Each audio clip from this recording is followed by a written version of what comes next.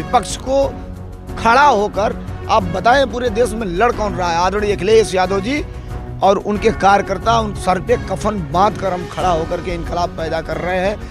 इस तरह की राजनीति कभी नहीं हुई थी जिस तरह की राजनीति भारतीय जनता पार्टी कर रही है। धर्म समुदाय के नाम पर हमें आपको डाइवर्ट करके सरकार इन लोगों ने बनाने का काम किया है।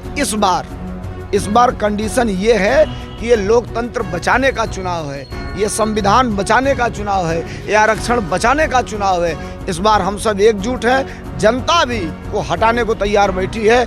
पीडीए और इंडिया गठबंधन के साथ जनता है। हम भारतीय जनता पार्टी को हराएंगे, इंडिया गठबंधन की सरकार बनाएंगे। लोकसभा चुनाव का ऐलान होने के बाद सभी राजनीतिक दल यह प्रयास कर रहे हैं कि दिल्ली की सियासत पर कब्जा हुआ जाए। एक तरफ इंडिया गठबंधन है तो दूसरी तरफ एनडीए है। कल उत्तर प्रदेश में तीसरे मोर्चे का ऐलान हुआ जो पीडीएम है, पिछड़ा दलित मुसलमान। हमारे साथ कुछ समाजवादी कार्यकर्ता हैं। धर्मेंद्र जी, पहला सवाल, समाजवादी पार्टी पीडीए को लेकर लगातार मुहिम चला रही थी। कल पीडीएम पिछड़ा दलित मुसलमान का न्याय मोर्चा का ऐलान हो गया, कैसे देखते हैं? सवाल समाजवादी पार्टी ने जितने टिकट अब तक दिए उसमें सबसे ज़्यादा नहीं 95% हमने पीडीए को फ्रंट फुट पे लाने का काम किया है और हम सक्षम हैं। इंडिया गठबंधन और पीडीए जो हमारे साथ हैं, हम सक्षम हैं कि हम अपने बलबूते भारतीय जनता पार्टी को इस बार सरकार में नहीं आने देंगे। भारतीय जनता पार्टी हारेगी, इंडिया गठबंधन और पीडीए जीतेगा। इलेक्टोरल बॉन्ड को लेकर लगातार सियासत चल रही थी, लगातार भाजपा सरकार पर विपक्ष हमलावर, आप किस तरह देखते हैं? सवाल ये है कि आप मीडिया के लोग हैं, ये तस्वीर साफ होनी चाहिए कि कौन कौन व्यक्ति इसमें शामिल है और जो शामिल है, जो चंदा दिया है भारतीय जनता पार्टी को, उसका बैकग्राउंड आप देख लेंगे तो उससे कहीं न कहीं आम जनमानस को नुकसान हुआ है।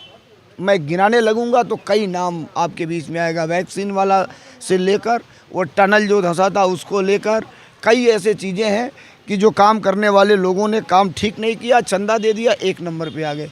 मेरे कहने का मतलब ये है कि तेरे हाथ में है सत्ता, सर से बहा लो पानी, मौसम ये जिस दिन बदला तेरी होगी ख़त्म कहानी, मौसम ये जिस दिन बदला तेरी होगी ख़त्म कहानी।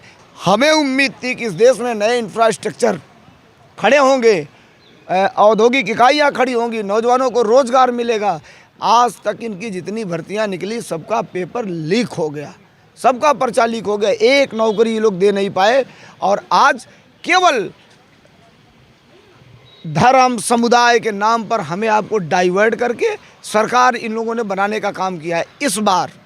इस बार कंडीशन ये है कि ये लोकतंत्र बचाने का चुनाव है, ये संविधान बचाने का चुनाव है, ये आरक्षण बचाने का चुनाव है। इस बार हम सब एकजुट हैं, जनता भी एकदम साइलेंट है और इनको हटाने को तैयार बैठी है। पीडीए और इंडिया गठबंधन के साथ जनता है। हम भारतीय जनता पार्टी को हराएंगे, इंडिया गठबंधन की सरकार बनाएंगे। अच्छा, मोदी जी कहते हैं 400 पार का नारा इस बार दिया है, कैसे देखते हैं? यूपी की 80 लोकसभा सीटें, क्योंकि यूपी की जो 80 लोकसभा सीटें जीत जाता है वही केंद्र में बैठता है जाके। वो चूँकि लहसुन वगैरह का दाम बता रहे थे 400 पार, अभी शायद आपने देखा होगा चला भी गया था, फिर अभी हो सकता है बढ़ेगा, अभी वही 400 पार है। बाकी तो हम नहीं जानते वो किस चीज़ के लिए कह रहे हैं। कुल मिला के एक चीज़ मैं आपके बीच में सीधे रखना चाहता हूँ कि भारत की राजनीति में आज तक इस तरह की राजनीति कभी नहीं हुई थी जिस तरह की राजनीति भारतीय जनता पार्टी कर रही है।